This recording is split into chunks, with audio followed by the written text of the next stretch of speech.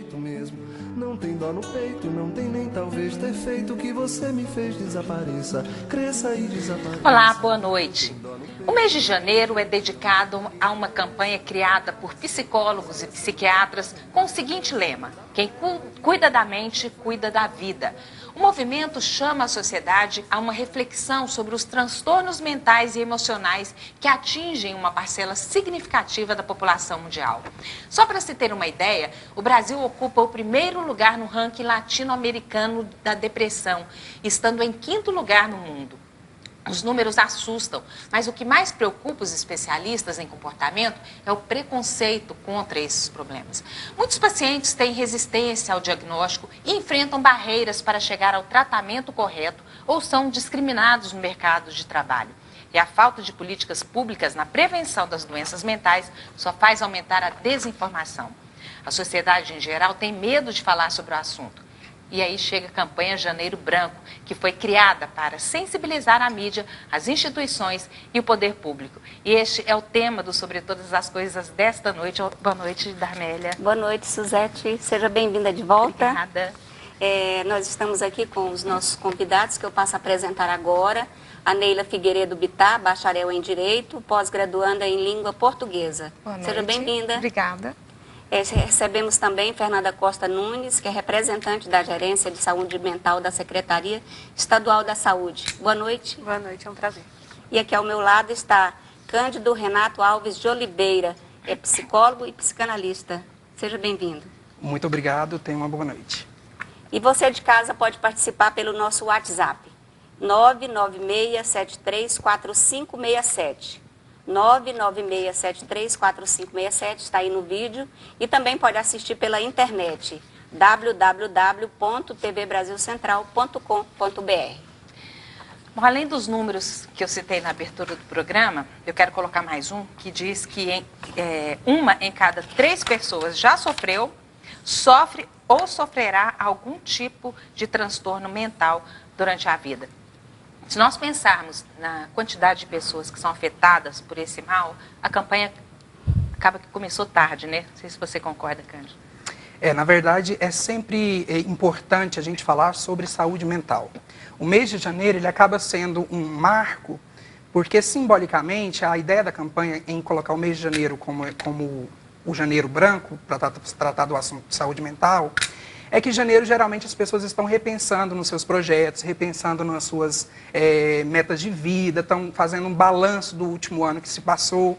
Então, é uma possibilidade de iniciar o ano vendo a vida de uma maneira diferente. E falar de saúde mental é extremamente importante, porque é um problema, como você trouxe os dados, né, que grande parte da população ou tem, ou sofre, já sofreu ou vai sofrer, e que acompanha o desenvolvimento humano desde todos os tempos. Não é algo recente, não é algo que está imposto só para a sociedade atual, é algo que nos acompanha em todo o desenvolvimento da nossa humanidade. É tão interessante a importância disso, é que a Secretaria de Saúde tem uma gerência que cuida especificamente disso, né, Fernanda? Sim, a gerência foi instituída em 2010, até antes disso ela era uma coordenação.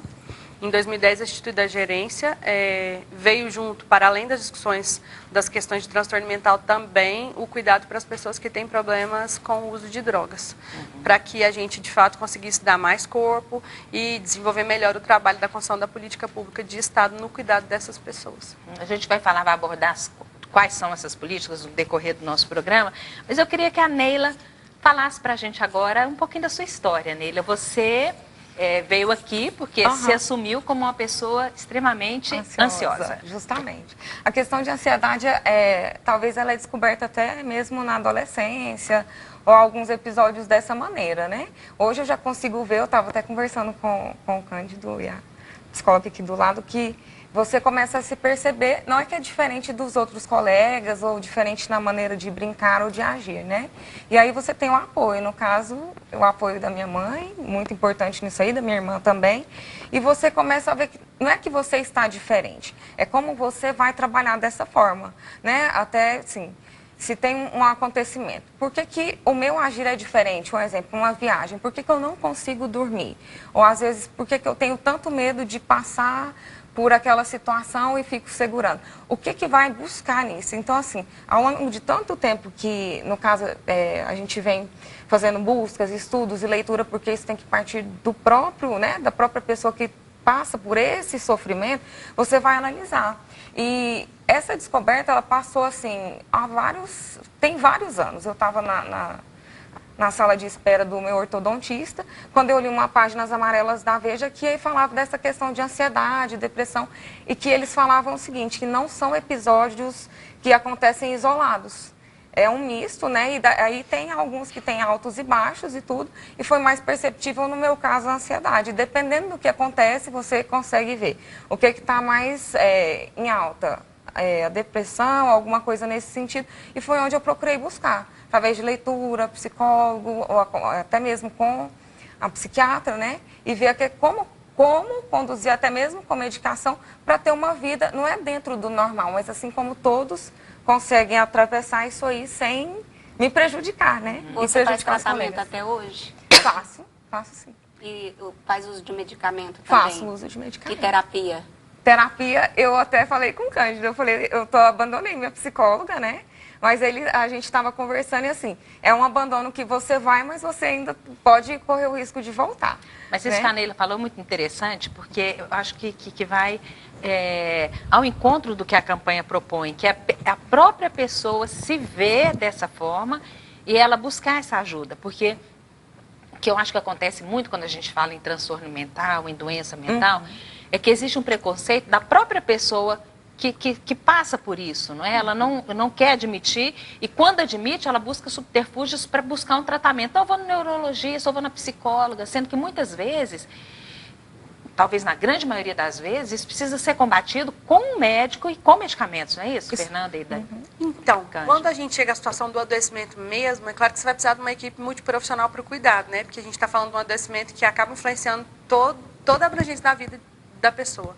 Mas até que a gente se perceba nesse lugar, existem outras estratégias que a gente pode lançar a mão. Então, você vai ver que tem alguma coisa errada no seu funcionamento, um desconforto, uma tristeza, uma irritação, uma ansiedade maior do que o normal, é preciso a gente ficar atento. Só que, como isso não é discutido, não é abertamente dito, como a gente diz, por exemplo, da prevenção do sobrepeso, da prevenção do colesterol, da prevenção de outras doenças que talvez sejam menos preconceituosas da gente discutir, então a gente não tem tantos olhos e não tem tanta percepção de que algo está fora do funcionamento normal, ou nosso ou do outro, né?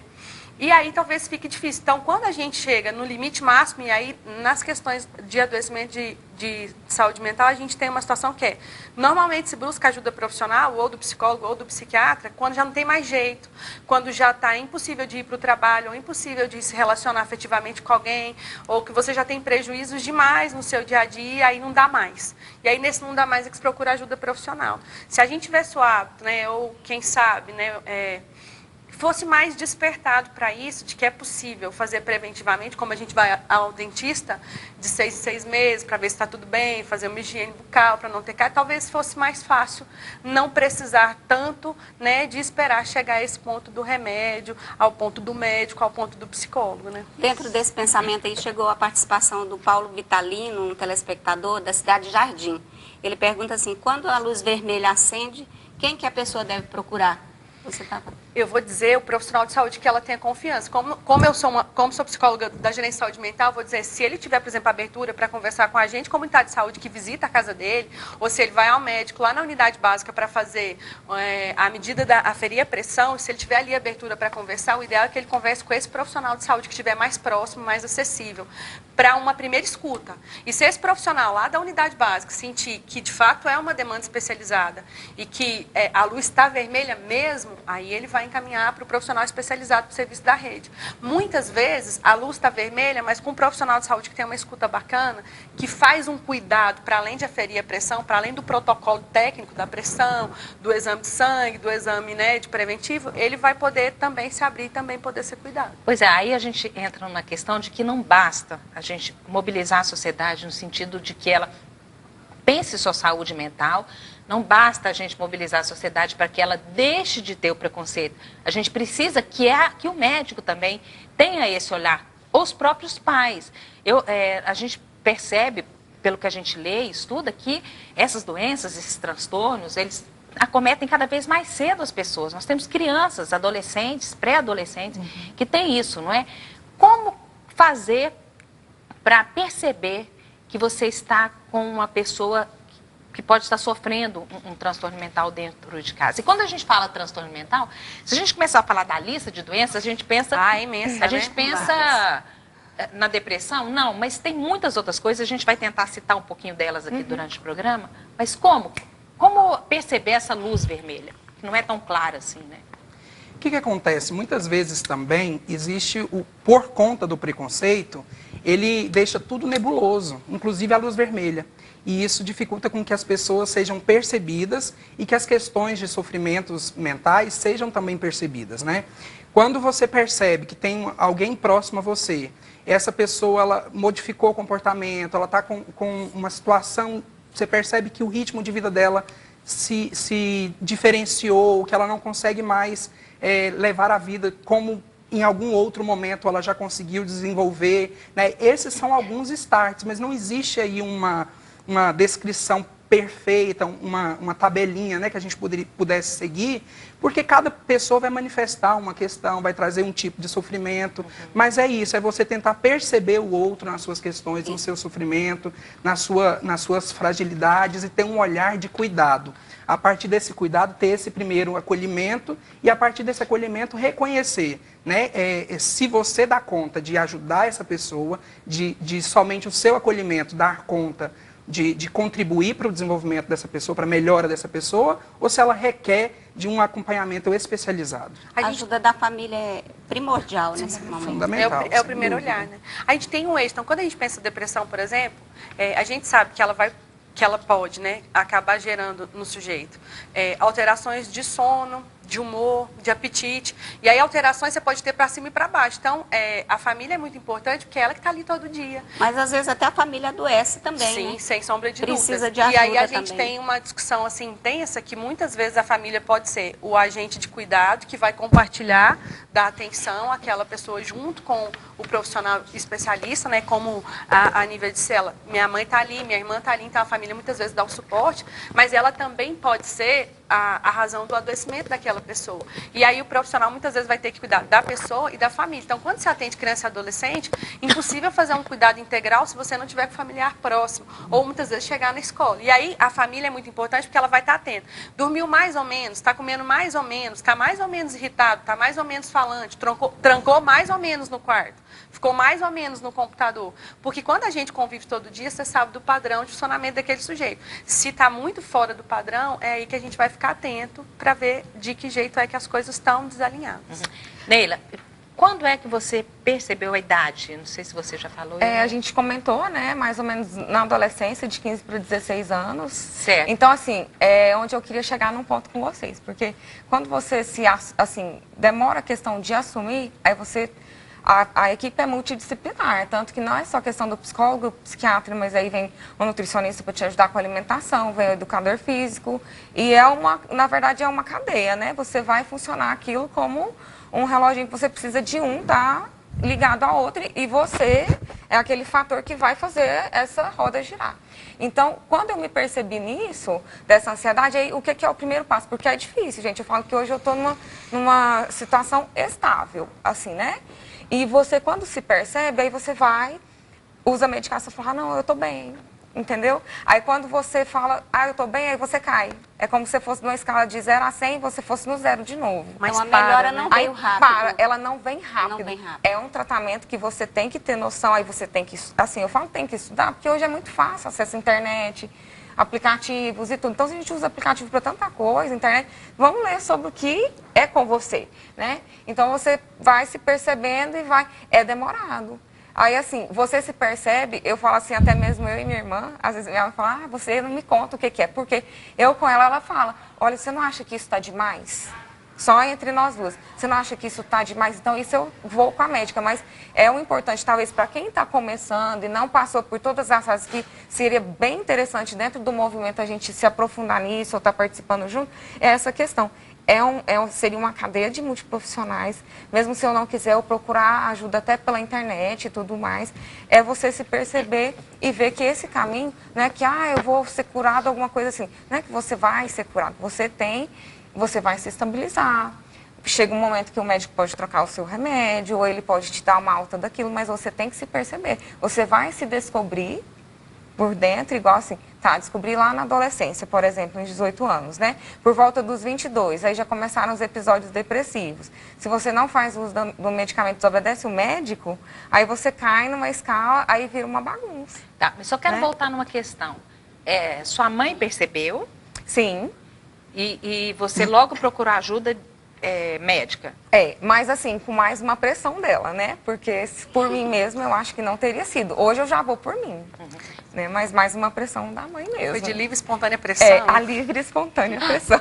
Aí vem o preconceito, que eu acho que é uma coisa que precisa muito ser combatida, dos próprios pais. Eu já ouvi alguns pais dizerem assim, eu percebo claramente que meu filho está com problema, mas eu não quero dar remédio, porque isso vai atrapalhar o desenvolvimento dele. Ele está na escola, ele não pode perder a capacidade cognitiva dele.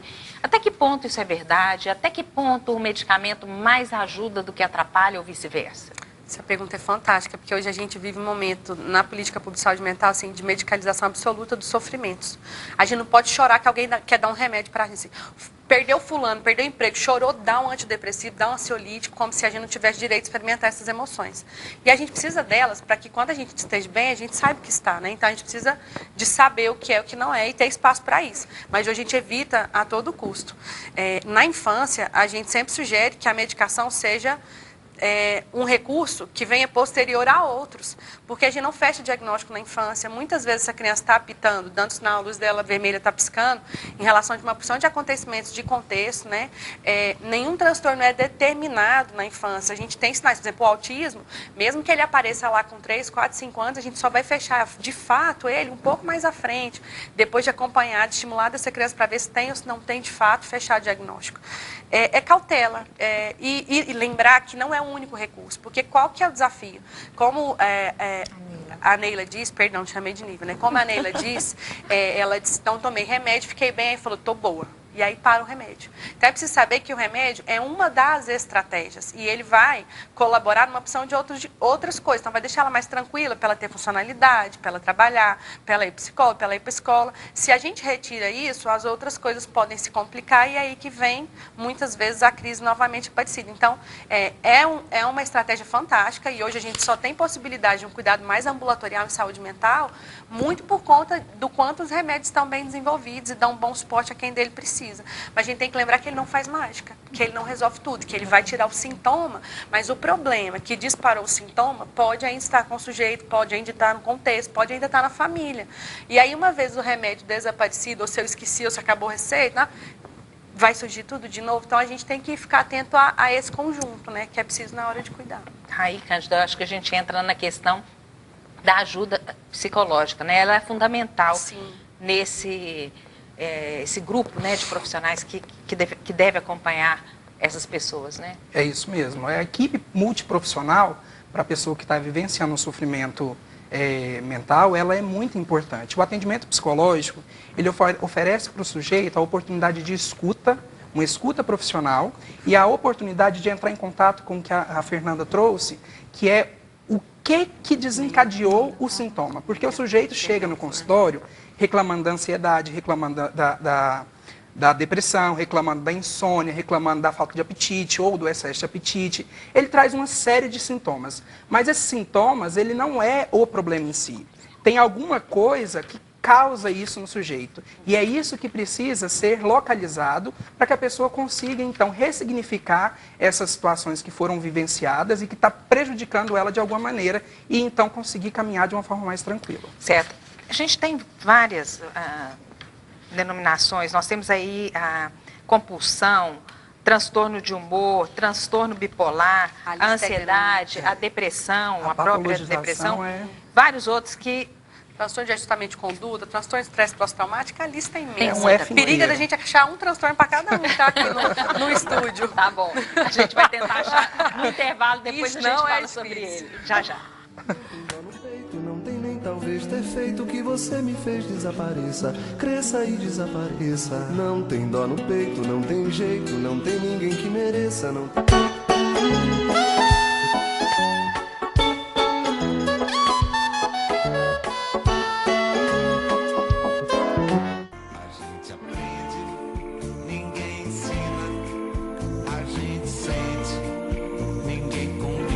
Janeiro Branco é o tema do Sobre Todas as Coisas desta segunda-feira, que aborda as questões que envolvem os transtornos mentais. Nós estamos aqui com a Neila Figueiredo, que é bacharel em Direito, e uma pessoa ansiosa, a Fernanda Costa, que é da Gerência de Saúde Mental da Secretaria Estadual de Saúde, e o psicólogo Cândido Renato. Eu vou, antes da gente continuar a nossa conversa, eu vou chamar vocês para a gente assistir uma matéria, que a gente fala que quem convive com isso, sabe, com esses transtornos, com essas doenças, sabe das dificuldades para definir o diagnóstico mesmo, né? Um diagnóstico preciso para que o tratamento tenha mais eficácia, né? A reportagem do Sobre Todas as Coisas foi conhecer o Centro de Atenção Psicossocial Bem Me Quer de Aparecida de Goiânia. Lá o atendimento é multidisciplinar, o que a gente falou no nosso primeiro bloco, e a gente vai conhecer um pouquinho como é que ele acontece. Os números e os tabus que ainda envolvem as doenças mentais reforçam ainda mais a necessidade de se falar sobre elas. Proposta da campanha Janeiro Branco. O SUS dispõe de tratamento específico para as doenças mentais, sejam moderadas ou crônicas. No Centro de Atenção Psicossocial, o usuário dispõe de tratamento multidisciplinar que não exige encaminhamento. Aqui em Aparecida de Goiânia, nós temos uma rede muito completa na assistência da psiquiatria.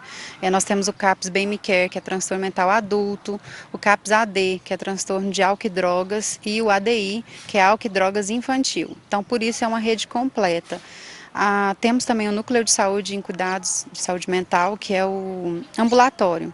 Então, aquele paciente que não está ainda em crise ou transtorno mental muito grave e crônico, ele tem ganhos no ambulatório. Ele vai conseguir ter a consulta dele de tempos em tempos, a assistência da psicologia também, e aí ele consegue ter uma vida ativa. Fernanda, a gente chega no CAPS, que é onde parece que é o local de tratamento disso, através de um encaminhamento? Não, o CAPS é onde serviço porta aberta.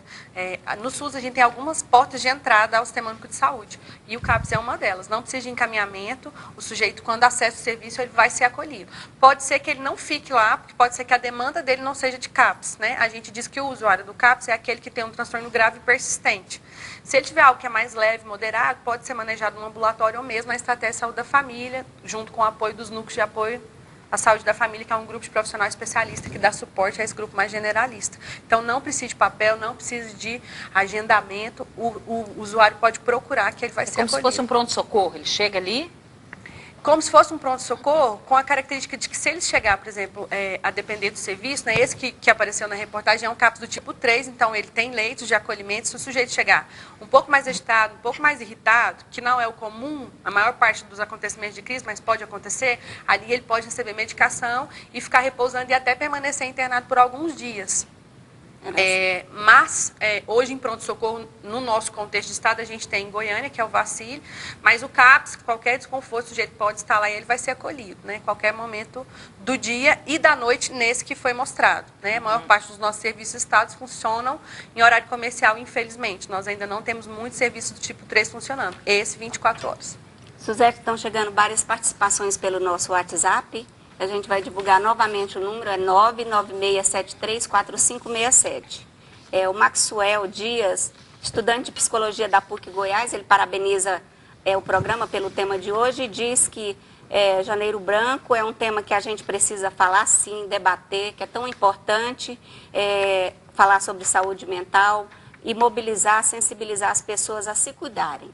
Ele parabeniza também o trabalho de todos os profissionais dos CAPS. E uma outra participação aqui, que é uma pergunta para o Cândido, é Suzana Oliveira, do Jardim Nova Era. Ela fala o seguinte: depressão é vista como fraqueza e às vezes até a família se afasta. O que fazer para não se sentir tão sozinha num momento como esse? que acontece? Muitas famílias, e aí quando eu estava perguntando, a família é um fator importante no cuidado da pessoa que está em sofrimento? É. Mas muitas vezes a família ela também é causadora desse sofrimento. Muitas vezes a família nega esse sofrimento, ela recusa essa pessoa, porque ainda existe um estigma de que o adoecimento mental é uma fraqueza do sujeito. Algumas religiões veem isso como uma consequência do pecado, ou como um castigo divino, ou como uma maldição. Então, existem várias perspectivas do adoecimento mental que faz com que a questão da saúde mental ela não seja bem vista em vários setores da sociedade. A pessoa que está vivenciando esse sofrimento, né, ela deve buscar a ajuda das pessoas que estão ali disponíveis e estão dispostas a acolhê-la. Se ela não consegue encontrar esse acolhimento dentro da família, ela precisa encontrar amigos que consigam oferecer esse amparo e também buscar ajuda profissional. Ir no CAPS, procurar, às vezes, um auxílio médico, né, e tentar encontrar saídas para essa situação que ela está vivenciando. Ela não pode se entregar para esse sofrimento porque a família não se mostrou ali disponível para recebê-la.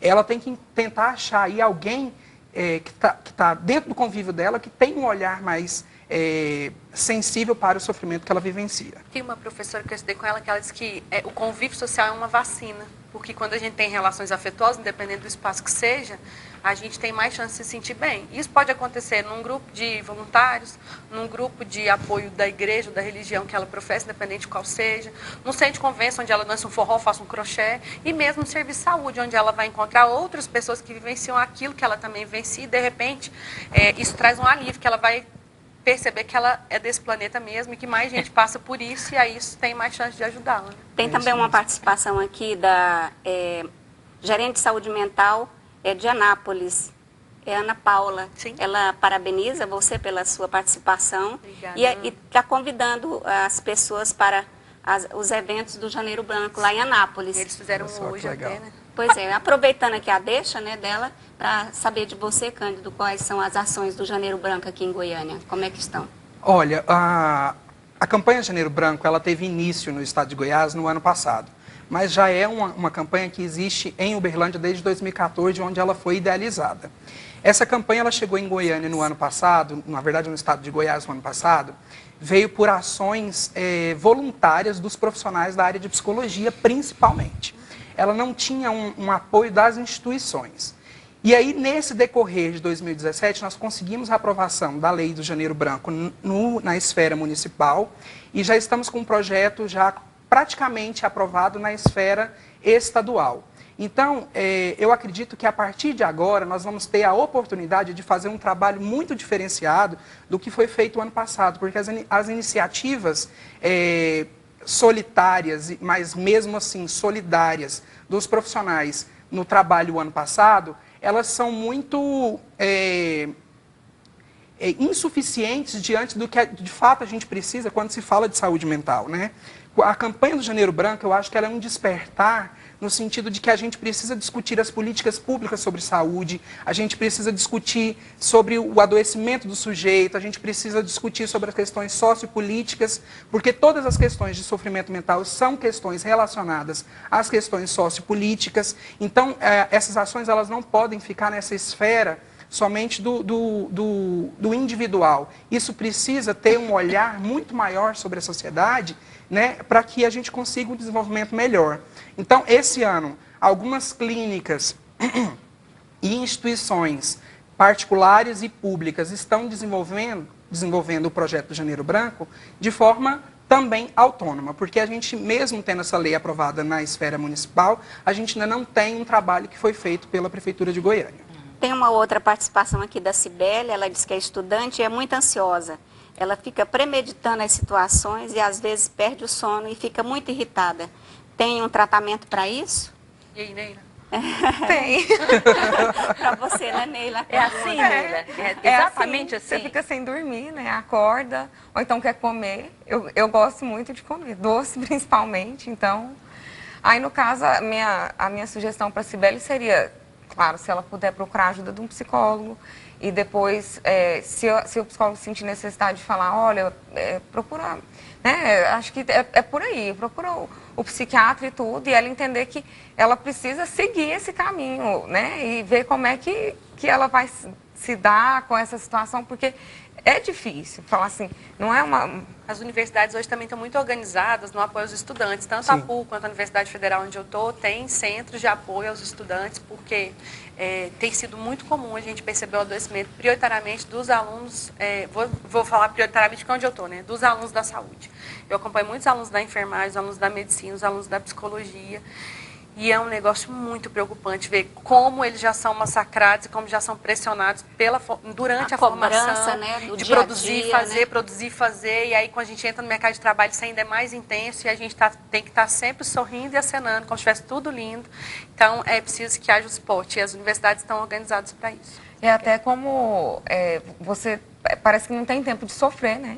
Porque você tem que responder a tempo todo a esse mundo, a essa forma de produção, de estar assim, não, eu preciso ser, eu tenho que ter aquela postura e tudo, e você não tem aquele tempo assim de mostrar o sofrimento, até para participante que mandou a mensagem assim, não é um caminho fácil, mas também não é impossível. Você demorou para responder, então, né, nosso convite, né, Neila? Ficou assim, ansiosa na hora que não, até pra que falar na TV? Eu até fiquei um pouquinho. Hoje à tarde Falar eu do fiquei seu mais. problema. Porque aí você fica assim, eu tô com medo. Eu vou, não vou, mas eu já confirmei que eu vou. E agora? Mas aí na hora que sentou aqui, a gente, né, ficou mais à vontade e tudo. Mas eu já tive momentos mais difíceis. Falei assim, eu não vou fazer essa prova, eu vou. Eu não vou. E agora? Como é que faz? Não, mas eu já confirmei, eu tenho que aparecer lá. Se eu não aparecer, eu vou fazer o quê? Ô, Neila, não querendo diminuir sua situação, assim, eu também fiquei muito ansiosa na hora de vir para cá hoje. Eu não estou na televisão toda semana, como vocês, né? E aí falei, Jesus, frio na barriga e agora? E aí brinquei com as meninas que trabalham comigo. Vocês ficam me olhando, se eu fizer alguma piada assim, muito fora do prumo, vocês mandam lá uma mensagem, porque como é uma situação diferente do cotidiano, eu também fiquei. A hora que a gente sentou aqui, como não é o habitual, a barriga fica fria. Mas passados 5 minutos, você fala, deu certo, eu sobrevivi, pode continuar. Pois é, Fernanda, isso mesmo, eu também essa... compartilho da mesma situação. Pois viu? é, Fiquei essa bastante diferença... ansioso durante o dia. Isso é que diferencia o transtorno mental de uma ansiedade que nos é natural diante de várias situações. E acho que como a gente lida com isso também, porque se ensinam pra gente que isso é demais e que não pode, que não tem lugar para isso, toda vez que aparece esse sentimento a gente esconde. E não é tratar também a ansiedade como se fosse uma coisa do outro mundo. Igual a gente estava discutindo aqui. A gente tem que ter ansiedade, porque essa emoção também não vai te levar a lugar nenhum. Só que você tem que se observar se essa ansiedade não está te destruindo, igual foi falado. Eu estou sem dormir, ou então assim, eu estou comendo demais além do que eu preciso, porque às vezes a gente sabe o que é, né? Que tá, nossa, mas tá exagerado, isso aqui tá exacerbado, entendeu? Você tem que... Estão chegando várias participações, a gente agradece os telespectadores e se a gente não conseguir responder todas, né? Mas eu vou tentar colocar durante a nossa discussão. Eurides Santos, de Aparecida de Goiânia, ele pergunta, todas as pessoas adoecidas mentalmente têm algum transtorno mental? Não necessariamente, né? Olha, é difícil responder isso, né? Porque a nossa sociedade é uma sociedade que está acostumada a lidar com adoecimento. Quando a gente fala de Janeiro Branco, a gente está falando de promoção de saúde. É uma tentativa de ver a situação da pessoa em sofrimento mental numa perspectiva do não adoecimento. Né? Hoje em dia, a gente oferece o atendimento para as pessoas que estão adoecidas. Mas e a prevenção? É difícil. Todas as pessoas que estão em sofrimento mental são portadoras de... a pergunta dele é isso, né? De transtornos mentais. Uhum. Não dá para dizer assim, eu acredito que não. Inclusive, a minha maneira de trabalhar como psicanalista, porque eu sou psicólogo e psicanalista, eu não trabalho com essa categorização dos pacientes, nessa perspectiva da patologia. Eu percebo que cada pessoa é um sujeito singular e que vai apresentar sintomas e que vai vivenciar as situações de uma maneira. E eu trabalho de acordo com a necessidade daquela pessoa. Então, eu não tenho essa generalização de sintomas na minha forma, na minha perspectiva de trabalho. Eu prefiro trabalhar dessa maneira do que trabalhar com aquela perspectiva do que seria o geral, o para todo mundo. Isso é fantástico, essa possibilidade que o Cândido traz de olhar para o sujeito, independente do rótulo que ele carrega, é muito bacana, é libertador até. Mas quando a gente pensa na política pública, isso é um desafio. Porque muitas vezes, para acessar a política pública, acessar o serviço, por exemplo, quando a gente pensa numa criança que precisa de um professor de apoio dentro da escola, se ele não tiver o laudo médico com o CID, ele não consegue.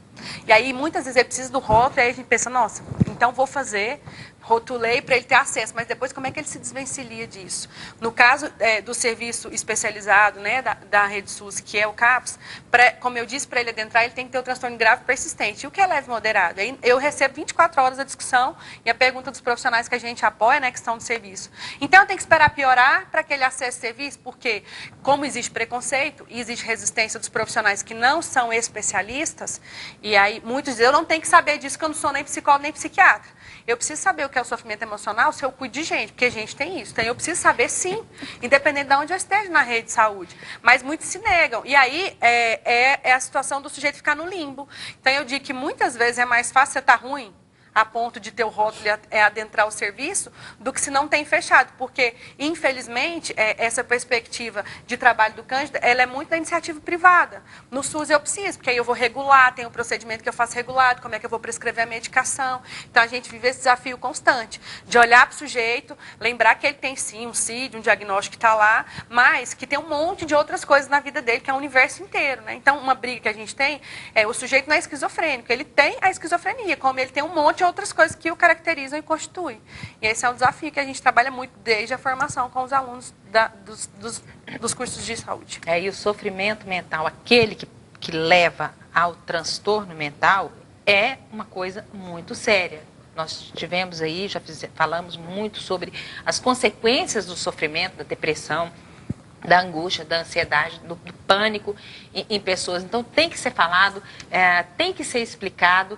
E os profissionais de saúde, eu volto a falar, eles precisam realmente ter um olhar diferenciado para acolher essa pessoa e encaminhá-la para um local de atendimento correto. Nós vamos para mais um intervalo, daqui a pouco, no nosso último bloco, mais participações dos telespectadores. Ninguém combina naturalmente.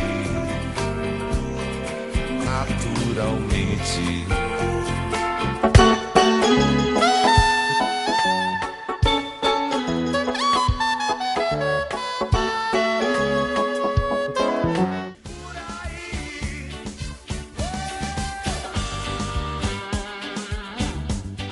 Último bloco do Sobre Todas as Coisas, que fala sobre o Janeiro Branco. E temos ainda várias participações, não é isso, Darmélia? Isso mesmo, Suzete. Vamos colocar do João Dozelli Júnior. Ele pergunta, as doenças mentais são todas genéticas ou são adquiridas também no convívio familiar, social e profissional? Pergunta, hein? Nós não temos nenhuma evidência científica de que elas sejam genéticas. Nós temos muitos estudos que mostram correlações positivas. Então, se eu tenho alguém na família que teve esquizofrenia, teve depressão ou tem, né, eu tenho mais chance de desenvolver, mas não é um determinismo. E a gente sabe que a influência do contexto é muito importante. Mas ela também não é determinante, porque às vezes numa família, vamos dizer, né, desorganizada, um filho adoece e o outro não. Então, tem a ver com os recursos que o sujeito tem internamente, tem a ver com o contexto, mas também tem a ver com as questões genéticas. É um conjunto de fatores que pode determinar tanto a saúde quanto a doença. Colocar uma participação aqui também do Eduardo Faria, que isso aqui, as pessoas realmente vivem, né, o dia a dia, quem tem algum parente com problema. Ele coloca o seguinte, no papel pode até funcionar. Esse gerenciamento, com todas essas facilidades, não é o que eu encontrei no PSF e outras alternativas públicas. Na busca pelo atendimento, triagem e tratamento do meu filho, infelizmente tivemos que recorrer ao atendimento privado pela demora e difícil acesso.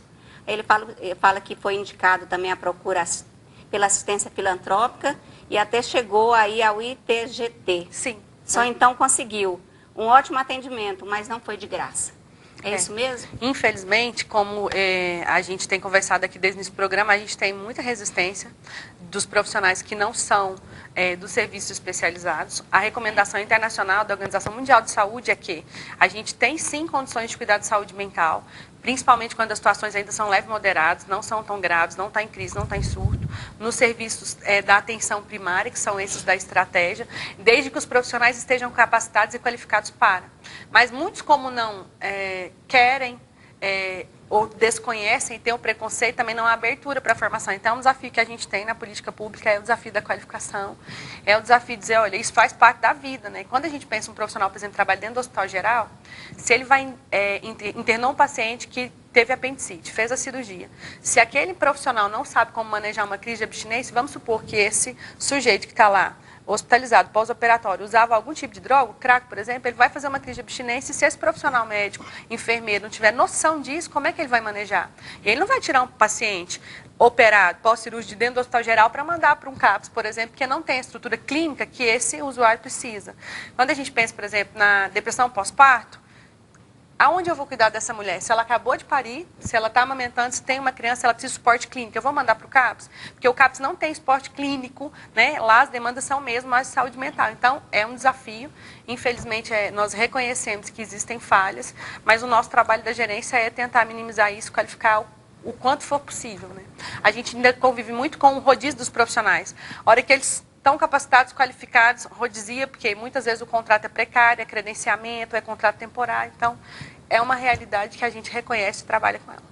Eu queria acrescentar que as universidades em que oferecem um curso de psicologia, todas elas são obrigadas a ter a clínica escola. E nas clínicas escolas, o atendimento psicológico ele é oferecido à comunidade sem custo, né? E muitas vezes esse atendimento psicológico ele não é só a psicoterapia, tem outros trabalhos que também são desenvolvidos. Mas onde procura? Nas clínicas escolas. Tem a clínica escola da UFG, tem a da PUC, tem a da Unip, tem da Alfa, tem da Universidade Salgado de Oliveira, da Estácios, tem também. Todas as universidades que têm um curso de psicologia, elas precisam ter uma instituição escola. Nessas instituições escolas são oferecidos os atendimentos gratuitos. O ITGT é um espaço de formação de pós-graduação no atendimento clínico para psicologia. Então, o ITGT, a SOGEP e várias outras instituições como a NEP Neuro, tudo tem o curso de pós-graduação. Olha, eu fazendo propaganda. Tudo tem a pós-graduação e tem também os atendimentos comunitários para os profissionais exercitarem essa prática. Vou colocar mais uma participação aqui do Cirino. Ele fala da dificuldade que é para diagnosticar a síndrome do pânico. Ele diz o seguinte, que até descobrir, a pessoa já passou por vários especialistas, médico, e faz vários exames, coração, labirintite e outros, e é difícil de diagnosticar. Por que é tão difícil? Ele pergunta, tem que ser um profissional voltado para a saúde mental para poder diagnosticar? É que, na verdade, precisa sim descartar as questões biológicas, as questões fisiológicas. Depois que essas questões do adoecimento do corpo, elas são descartadas, é que os profissionais geralmente começam a levantar as hipóteses de um adoecimento psíquico, um sofrimento aí vai mental. Para eliminação. E como parece muito infarto, né, parece muito falta de ar, aí vai eliminando o que é clínico. Esse raciocínio, infelizmente, ele é o mais comum. Se não é nada do corpinho, então deve ser da cabeça. Exatamente. E normalmente essas doenças, elas não vêm sozinhas, né? A ansiedade vem junto com a depressão ou com a síndrome do pânico. Sempre tem algum episódio. Você teve também? Alguns episódios depressivos, muito, muito ruins, inclusive, de talvez até falar, se não fosse a ajuda médica e o psicólogo junto, é difícil, gente, porque você fala, o que eu tenho? Por que eu estou assim? Então, aí você ter que submeter a obedecer, é complicado você... eu vou tomar remédio, não, eu estou boa. Aí, de repente, você fala, não, cai de novo. Então, a partir do momento que você se submete, você tem que respeitar aquele profissional como quem está te conduzindo para... É como se fosse um remédio para a gripe mesmo. Só que aí você tem que encarar o seguinte, eu vou usar por mais tempo? Vou. Todas as pessoas precisam saber? Não. Eu não preciso chegar numa roda de amigos, porque eu sou assim, tal. Não. Se ela chegar, você pode ter certeza que a grande maioria usa. Entendeu? Então, assim, isso já foi até discutido uma vez dentro do consultório com a minha médica. Não precisa falar, ninguém tem que saber, porque você está aqui, você faz o uso dessa medicação para você estar tranquila, para você se sentir tranquila dentro de... Ela ainda chegou a cogitar essa hipótese, olha, tem muitas pessoas que vêm e não comentam, então você vive melhor com isso. Mas eu não sou doido, sempre se usa dessa maneira, eu não sou doido, eu não vou no psiquiatra. Então tá, então quando eu estou gripado também, eu não vou tomar remédio, eu vou continuar com a gripe. Aí você começa a fazer os paralelos. É a mesma comparação, só que agora você vai ficar com uma medicação por mais tempo, você obedece aquele profissional que está capacitado para isso e você percebe que você vai viver melhor dentro do seu ambiente de trabalho, na família, em tudo. Porque você não é aquele centro das atenções. Na verdade, você tem que estar bem para o mundo. Você está bem com você, para você estar bem com o mundo. A verdade não é o mundo estar bem com... É você estar bem, para você se amar, se gostar e começar a participar de uma forma diferente. Porque isso traz um sofrimento maior e te prejudica.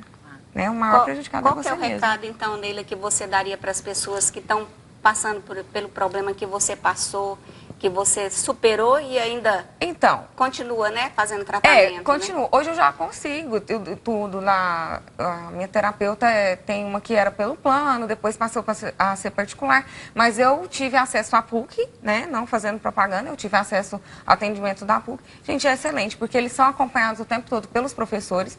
Na UFG eu tive acesso também, confesso que eu não tive como continuar mais, assim, por questões pessoais, mas é excelente. Então, assim, eles têm uma organização extraordinária, porque a partir do momento que eles percebem que você não vai mais continuar aquele tratamento, eles dão oportunidade para novas pessoas. Você vai, faz o preenchimento, faz um cadastro, eles fazem a análise, acho que vêm os casos mais graves e começam a chamar. Então, você procura ajuda, procura e vai em frente, porque é aquele medo, que nem a gente chegou aqui. Ai, vai, não vai. E o final você consegue, foi. É isso, esse é o recado, você consegue. Deu certo. Deu certo. A gente vai Dará pegar certo. o recado da Fernanda e do Cândido também, mas logo depois da gente falar do nosso filme. Todo programa a gente dá uma dica de um filme que fale sobre o assunto que a gente está abordando. E o filme de hoje é um filme O Lado Bom da Vida, né, Darnélia? Isso mesmo, Suzete. É um filme bem interessante. Ele conta a história de um professor que ficou internado num sanatório e ele voltou para casa dos pais. Ele separou da esposa e voltou para casa dos pais, mas enfrentou muitos conflitos na volta dele. Ele precisava tomar medicamento e fazia de conta que tomava, jogava o remédio no lixo. E ele tinha uma obsessão pela ex-esposa. Escrevia as cartas para ela, mas só que não entregava as cartas. Nesse vai e vem de transtornos, ele conheceu uma pessoa, uma viúva, e começou a se relacionar com ela. Ficaram amigos e ela viu essa loucura dele pela ex-esposa, que ele escrevia as cartas, e ela se ofereceu para entregar as cartas para ela, né? As cartas dele para a ex-esposa. E ela passou a responder as cartas como se fosse a ex-esposa.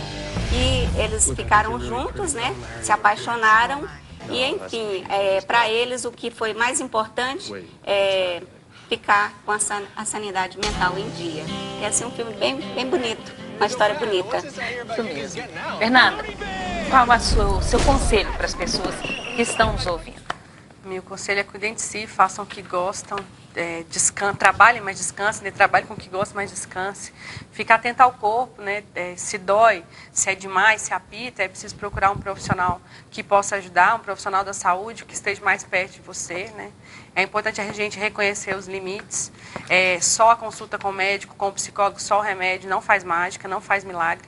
Muitas vezes é a atividade física, a convivência social, estar com os filhos, brincar com os filhos no fim de semana, que também ajuda. Então, fiquem atentos, procurem o serviço, porque eles estão lá para isso. Se der certo, fantástico, se não, aciona a gente, que o nosso trabalho é esse, é fazer o que existe estar melhor e onde não tem, implantar serviço. Cândido.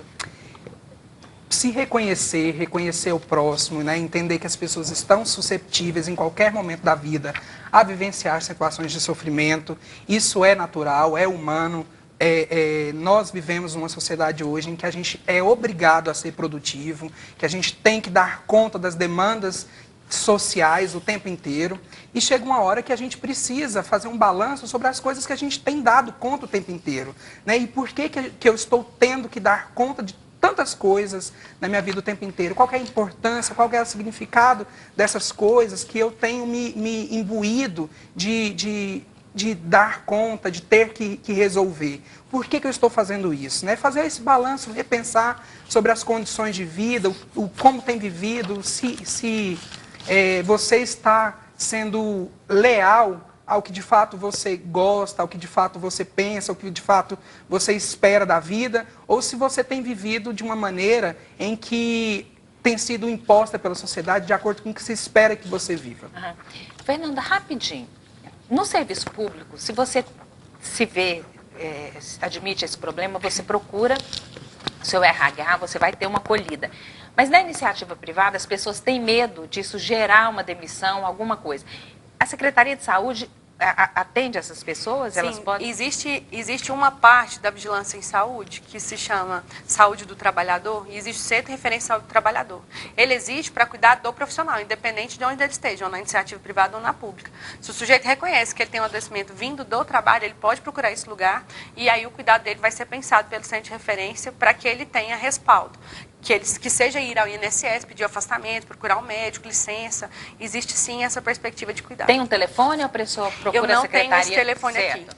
Eu me comprometo a procurar e depois trazer para vocês, mas eu não sei de como. E a gente divulga, eu sei que em Goiânia ele está atrás da Fundação Tiradentes, junto do Centro de Referência de Doenças Transmissíveis, CRDT. Está bem ali junto, o Sereste, atrás da rodoviária. Obrigada, Fernanda. Obrigada, Neila. Cândido, foi um prazer receber obrigado. vocês aqui. Obrigada Prazer mesmo meu. pela contribuição. Espero que a gente tenha esclarecido aí vários pontos para os nossos telespectadores. Darmélia, boa noite. Boa noite. Vamos cuidar da saúde física e também da mente, né? Isso mesmo. A você que nos acompanhou, muito obrigada pela audiência e veja o reprise deste programa no sábado às 7 horas. Até a próxima segunda. Bicho de 7 cabeças, bicho de 7 cabeças.